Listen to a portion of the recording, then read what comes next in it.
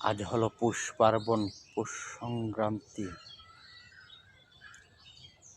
পান, পানি, পিঠা, এই দিন হয় শীতে মিঠা।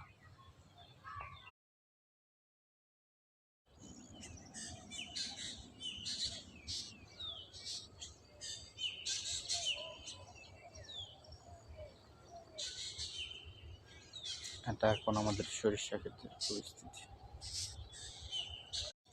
আপনি মনোবলকে শক্ত করেন, আপনার মনোবলই সব কিছু এগিয়ে নিয়ে যাবে। আপনি কোনো জায়গায় যাচ্ছেন, পথে বাধা পেয়ে যদি ফিরে আসেন, তাহলে মনে হবেন আপনি দুর্বল।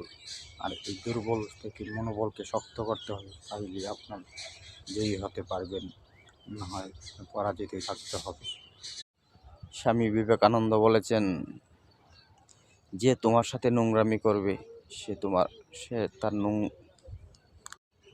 স্বামী বিবেকানন্দ বলেছেন, যে তোমার সাথে নোংরামি করছে সে তার বংশের পরিচয় দিয়েছে, তুমি তার সাথে নোংরামি করো না।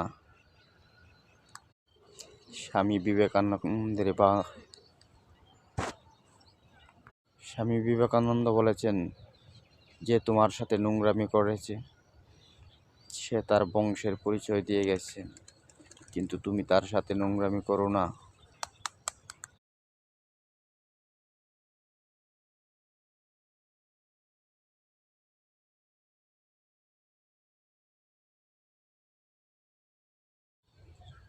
পান, পানি, পিঠা, এই দিন হয় শীতে মিঠা।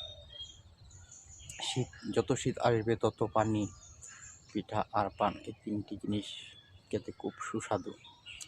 তাই প্রবাদে বলে, পান, পানি, পিঠা, এই দিন হয় শীতে মিঠা। আপনি কোনো জায়গা যাচ্ছেন, পথে যদি কোনো বাধা পেয়ে ফিরে আসেন, তাহলে আপনি দুর্বল মানুষ। আর দুর্বল মানুষ